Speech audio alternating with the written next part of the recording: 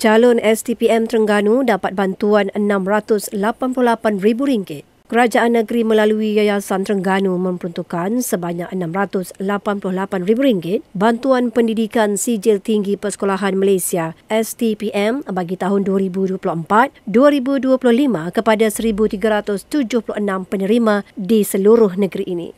Pengarah Yayasan Terengganu Ahmad Farhan Abdul Wahab berkata, bantuan sebanyak RM500 setiap seorang itu merupakan inisiatif Yayasan Terengganu dalam menghargai pelajar sekaligus mendorong mereka melakukan yang terbaik khususnya dalam peperiksaan STPM nanti.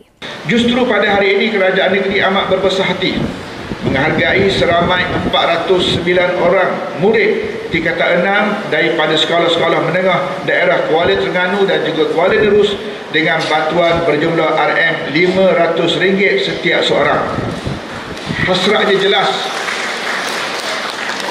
Hasratnya jelas supaya anak-anak murid semua berusaha bersungguh-sungguh dan memberikan yang terbaik bagi menghadapi peperiksaan STPM ini, insya-Allah. Boleh atau tidak ni? Insya-Allah.